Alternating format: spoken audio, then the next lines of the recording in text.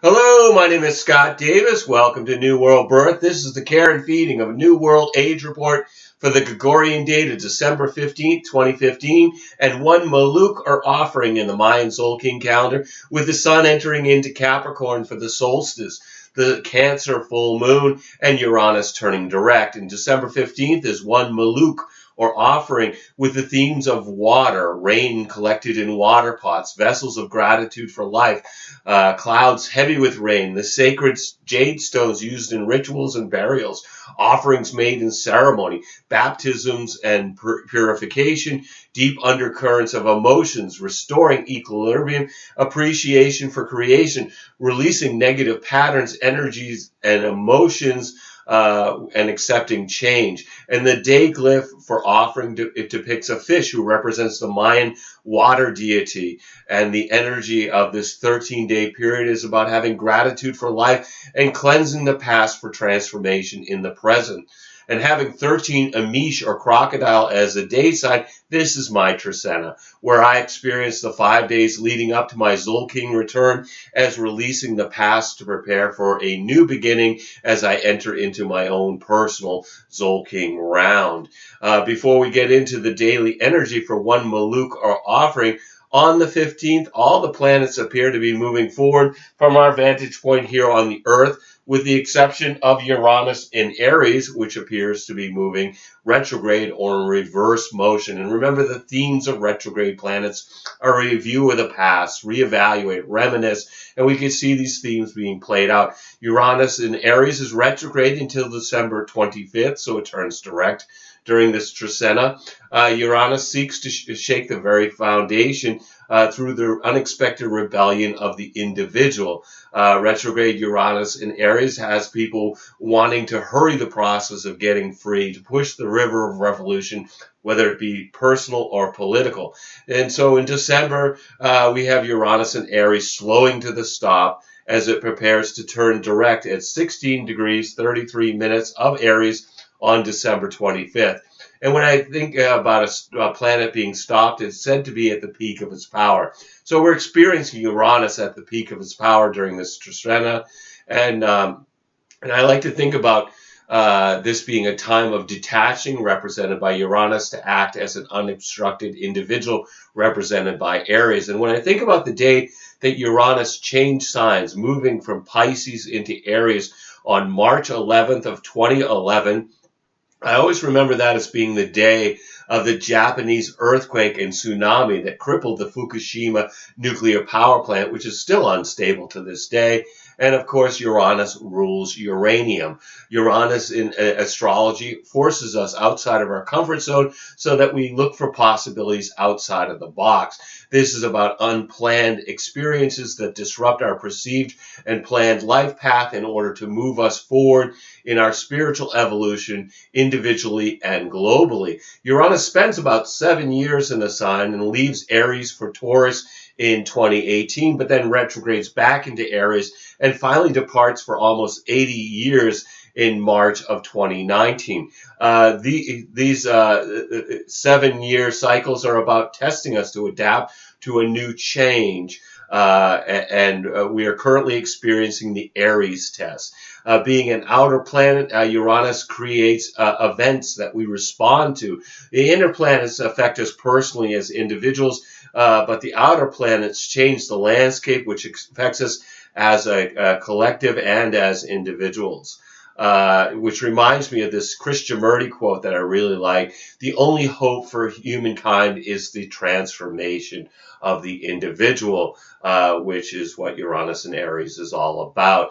Uranus creates challenges according to the sign it's in, so we feel like we keep getting the same lesson over and over again. Uranus, being the modern ruling planet of Aquarius, means that fairness is one of the topics, and often these events may seem unfairly set against us. I know I feel this about the government and corporations conspiring to poison us with GMO food and starve us through austerity measures and things like oil and tar sand spills, fracking, chemtrails, geoengineering, and man-made massive weather events, while the global elite eat organic food, build underground bunkers, and hoard seeds in Arctic vaults, which really brings me to the themes of Aries being the self, the individual, the new beginning. This is a time particularly impacts folks with personal planets between 15 and 18 degrees of Cancer, Libra, Capricorn, and of course Aries, as these planets become a doorway to something unexpected yet authentic. We discussed the 7 challenging squares with Pluto and Capricorn that occurred between 2012 and 2015. But even now, Uranus and Pluto are still within 3 degrees of an exact square, which will continue to conspire to influence us until April of next year, with the pressure and intensity as individuals, represented by Aries, revolting, represented by Uranus, against decaying power, represented by Pluto, and Capricorn, which represents structures. So we have decaying power structures being revolted against by individuals, which we can see in almost every corner of the earth as individuals and groups protest oppression from the global elite. Interestingly, the last time that Uranus and Pluto were squared was 1932 to 1934. Uranus was in Aries as it is now, and this was a time of great upheaval with events like the Dust Bowl in the United States, which caused farming practices that stripped the soil, which when the weather changed, destroyed the landscape. Also at the time, there was the Great Depression and international power struggles, leadership changes, and financial adjustments, such as the New Deal programs under Franklin Delano Roosevelt in the U.S. From 1933 to 1936, at that time, right after the Uranus-Pluto squares, which was set up as a safety net for the poor and unemployed, which are the same programs that the United States government is currently trying to dismantle, as we see these themes being played out also in many other countries at this time as well. In thinking about the many environmental events that we're facing, whether man-made or natural, it reminds me that Uranus was one of the original gods of the Greeks. He was the sky god and the husband of the earth goddess Gaia. He was born out of the primordial chaos and came every night to the earth to mate with Gaia. Unfortunately, he hated the children that she bore him and killed or imprisoned most of them until his son Kronos, which later was renamed to Saturn, ambushed his father, castrated him, and casted his severed testicles into the sea, which became Aphrodite, or Venus, the goddess of love. After being disposed, the sky god no longer covered the earth at night and instead held his place above the earth, which I guess was the beginning of being able to study the movements of the planets and the stars in the night sky. And during this report period, Mercury and Venus interact with this dissipating Uranus-Pluto square. So let's look at the daily vibrational energy of its trecena. December 15th is one Muluc, or offering, which is about unity experience through appreciating creation in the Mayan Zolkin calendar. I'm not going to be covering the daily lunar activity in these reports other than new and full moons, but that information is available on the New World Birth daily Facebook post and also on the blogger New World Birth blog. The 16th is 2 Auk, or dog, which is about duality experience through enjoying family and friends in the Mayan Zolkin calendar. December 17th is 3 Shuin, or monkey, which is about taking action through creating something new, while we have Venus in Scorpio, and it is in a sextile to Pluto in Capricorn, which means from our perspective here on Earth that these two are forming a 60-degree angle, which brings an atmosphere of passion, intensity, and expression with less filtering. So be careful not to say things that you're going to regret later. Folks may seek the advice of an older person, represented by Capricorn, regarding relationships or money, represented by Venus. Venus in harmony with Pluto combines love and death. So this could be a time when we hear from ex-lovers or have the desire to contact a partner from the past.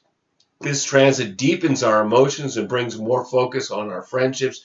It also intensifies love relationships and interpersonal bonds. This can take sexual experiences to a whole new level. A new relationship begun under this influence may feel fated. The 18th is 4 ebb or road, stability through serving your community in the Mayan Soul King calendar. December 19th is 5 ben or reading or corn, which is about empowerment through maintaining the home.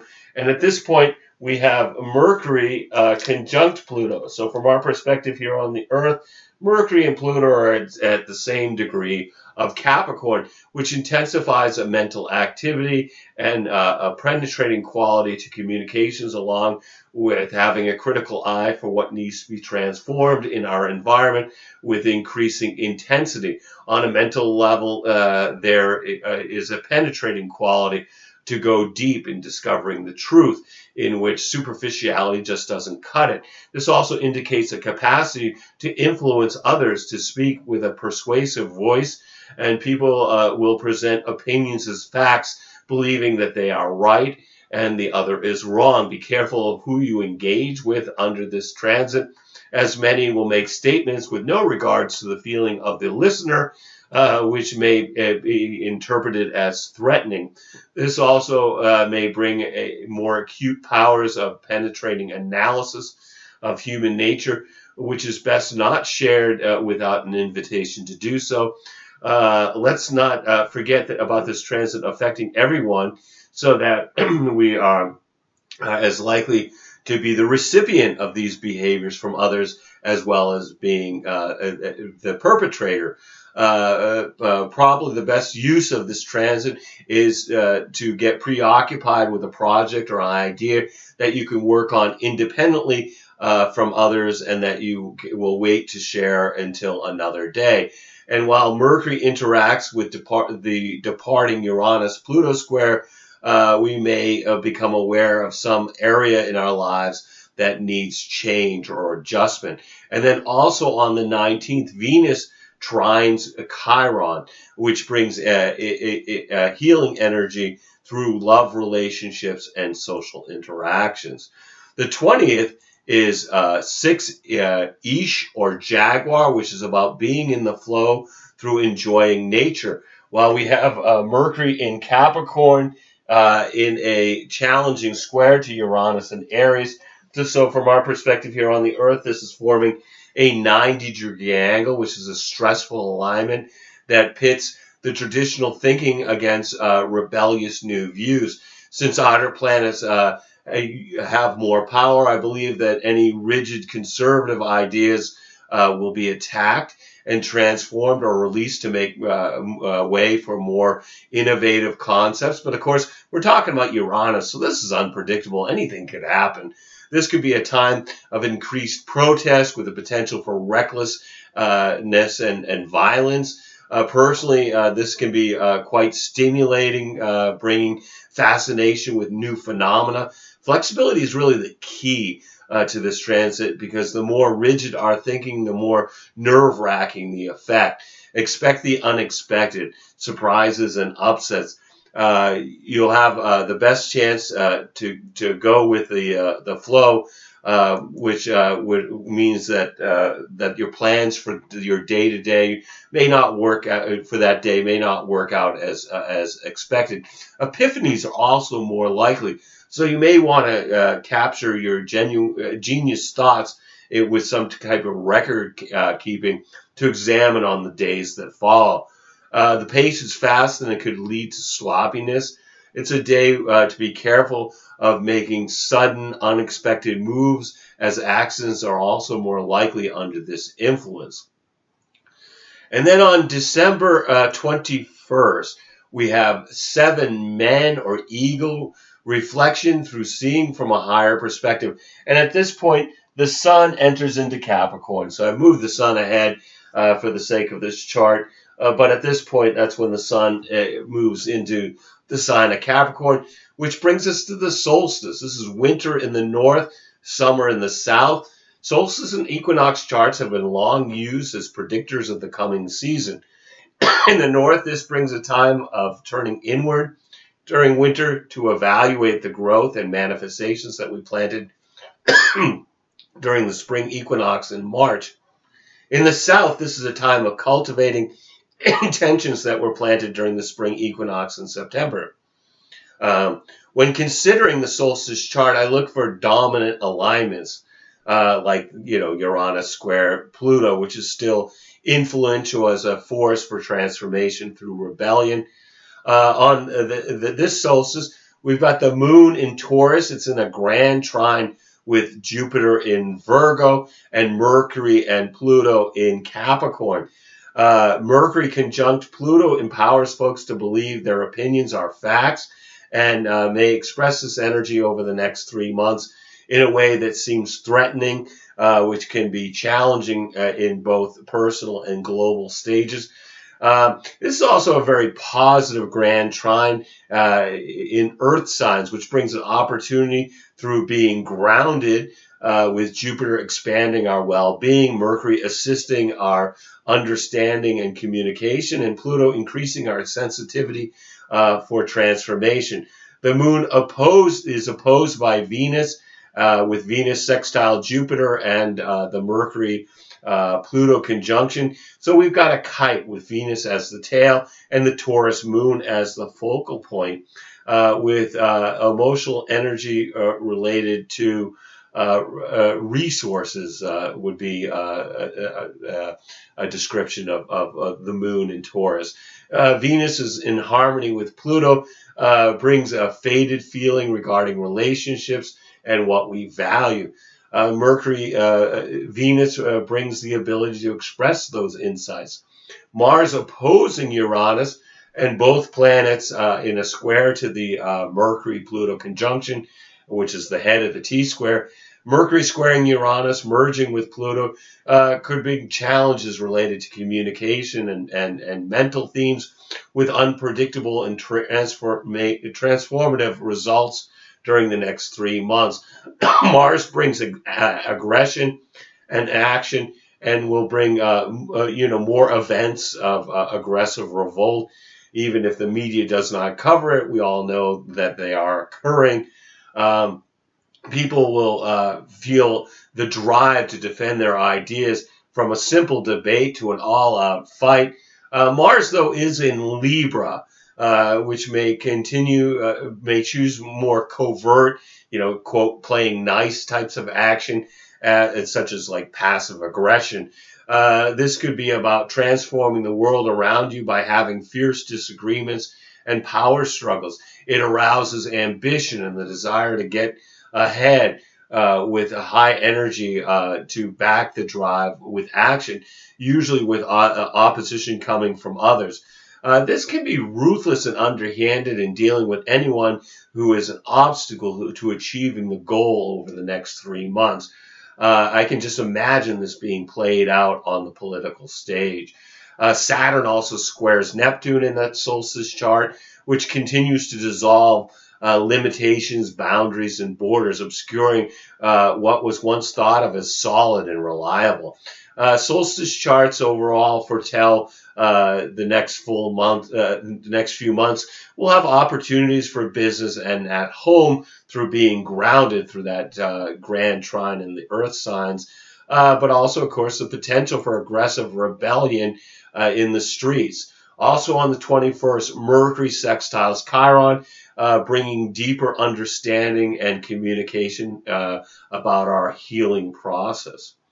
And then on the 22nd, we have 8 key or wisdom, which is about balance through introspection, meditation, and forgiveness in the Mayan Zolkin calendar. The 23rd is 9 Kaban or earth, patience experienced through gratitude for Mother Earth.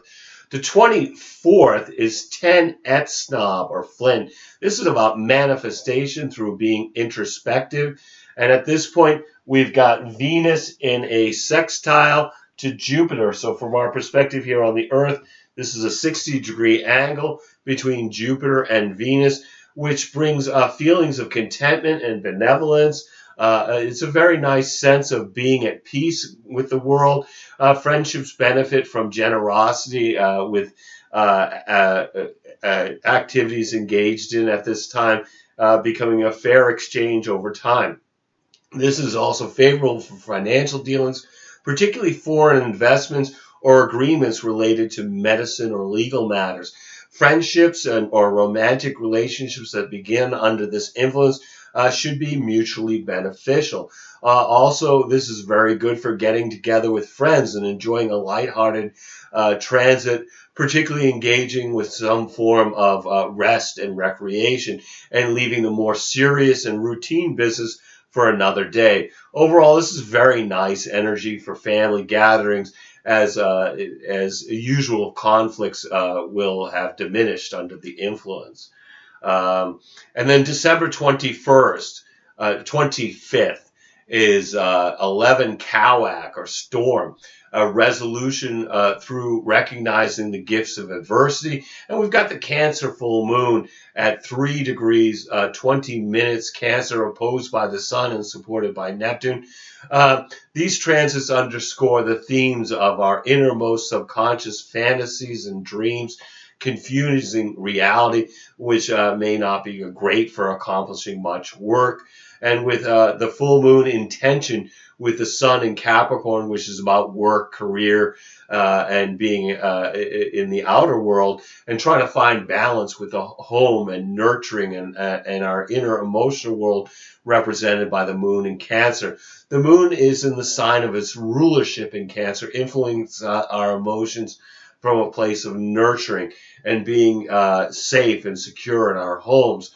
We also have Uranus turning direct during this time period.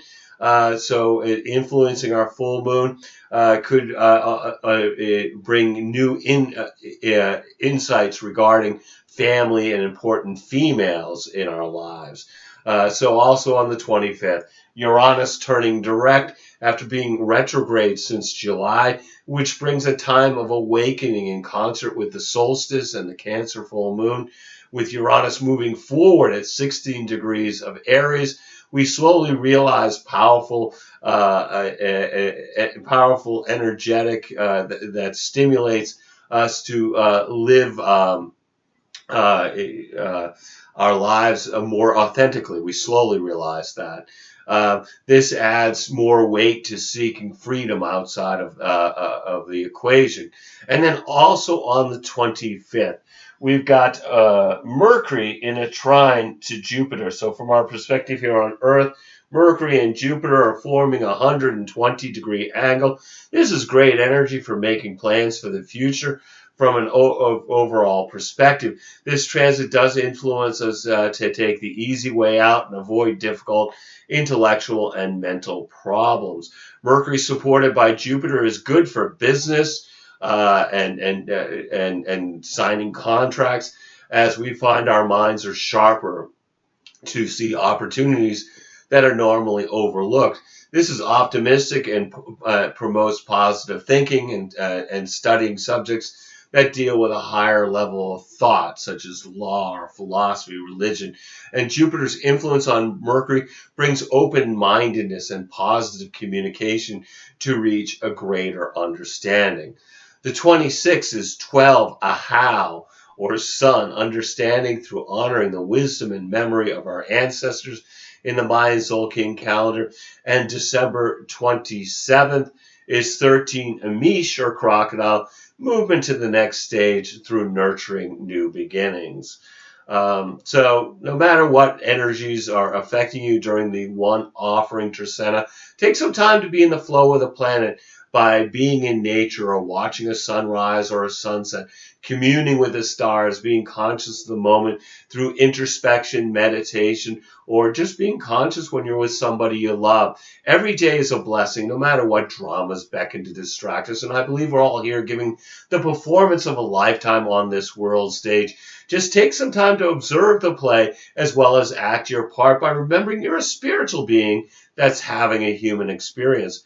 I want to thank you for checking out New World Birth. The next segment of the care and feeding of a new world age will be on December 28 for 1 Eek or wind with Venus entering Sagittarius, Mercury entering Aquarius, Mars entering Scorpio, Mercury and Jupiter both turning retrograde, Mercury then returning to Capricorn, and the Capricorn new moon. You can check us out on Facebook, YouTube, or the Mayan Magics website, as I encourage you to share this information as videos or as text as widely as you choose. And I invite you to contact me at newworldbirth@yahoo.com if you've got any questions or you wish to schedule a reading. And I am providing readings and wish to make this service available to the greatest amount of folks. So I've created 3 options with 3 levels of compensation. If you've been thinking about getting a reading, please contact me. I would love to provide you a reading during these uncertain times. You'll need to be able to either call me in Maine in the USA,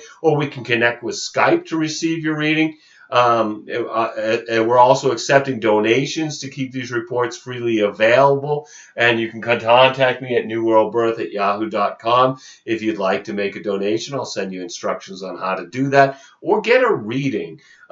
These readings are epic. They usually run 2, 3, sometimes 4 hours with the details at the least expensive level. I do your human design chart, where we look at your incarnation cross, your profile, your channels, your defined and undefined gates, also your centers, whether they're defined and undefined. And that is offered at all levels of readings. At the upper 2 levels of readings, I look at your astrology transits, just so we can talk about, what's happening in your life at this moment, what's coming up, how long is this going to last, things like that. So the human design is helpful for describing who you are as a person. The astrology transits help us to talk about what are the scenes that are happening in your play or movie. This is also really great to give it someone as a gift, so that they can learn more about themselves. So maybe you want to consider that as a very unique gift to offer during this holiday season with Uranus turning direct.